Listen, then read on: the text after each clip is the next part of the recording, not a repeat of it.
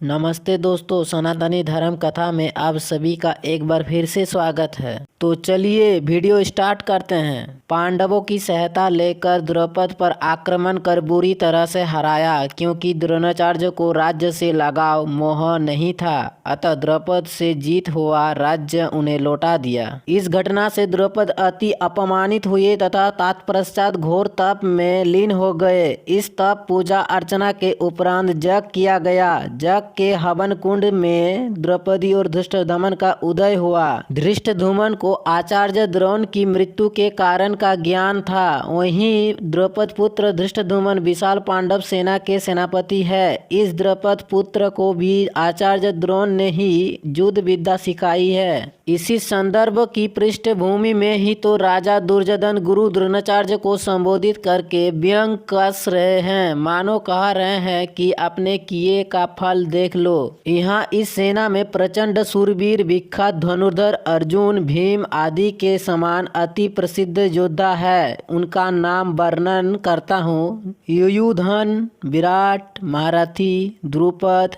धृष्टकेतु, चेकितान, बार्यवान, पराक्रमी, काशीराज, पिरुजित, कुंतीभोज, नरश्रेष्ठ, सभ्य, विक्रांत, जदुमन्यु, पराक्रमी, उत्तमौजा, सुभद्रापुत्र, अभिमन्यु, द्रौपदी के पुत्र, पांचों भाई पांडवों से 5 पुत्र, प्रचंड महारथी है। दुर्योधन का भयजनित व्यंग आधारहीन नहीं है। ये 20 योद्धा जिनके नाम 4 से 6 श्लोकों के मध्य दुर्योधन ने द्रोणाचार्य को संबोधित कर एक एक करके गिने हैं, महान योद्धा है। अतः दुर्योधन अपने समय के इन महान योद्धाओं से अंतकीत से लगे।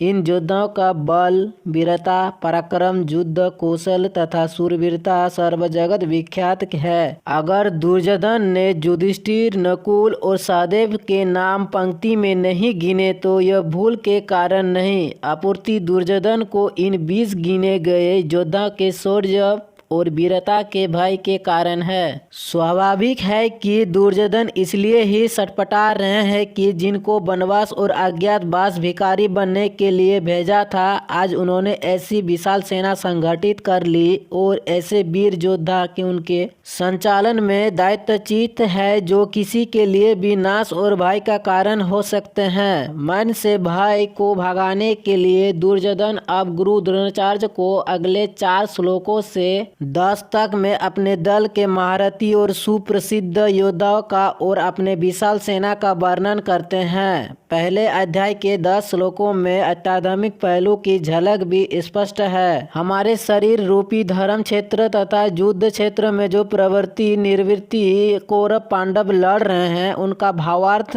इस प्रकार है। 5 पांडव 5 तत्व या पंच देवों के प्रतीक है, क्योंकि ये तप और शांतिमय व्यवहारिक पुरुषार्थ के अनुयायी है। इस शरीर में 10 इंद्रियां हैं जो मन और आधारित होने के कारण निरंतर चंचल मन की तरह चंचल है, कभी स्थिर नहीं, जो कुछ भी दिखाई दे। अनेक विषयों के इधर उधर होने से इंद्रियां भी उनका अनुसरण करती है। ये 5 ज्ञान इंद्रिय चक्षु, जीवा, नासिका, त्वचा, श्रोत, 5 कर्म इंद्रियां हाथ, पाँव, जीवा, मल, मूत्र द्वार, ये 10 इंद्रियां 10 दिशाओं पूर्व, उत्तर, दक्षिण, आग्नेय, नृत्य, व्याम, ईशान, अंतरिक्ष तथा धरती में परिवारण करती है। अतः कौरव की लोभ, लालच, वासनात्मक प्रवृत्तियों के कारण इनकी संख्या की तुलना उक्त दिशाओं एवं इंद्रियों के गुणन खंड के समान की गई है। जब तक श्री कृष्ण रूपी आत्मा की आवाज़ हम नहीं सुनेंगे और उपसर अमल नहीं करेंगे तो 100 कौरवों रूपी चंचल मन पर आधारित इंद्रियों के चुगल से मोक्ष न पा सकेंगे।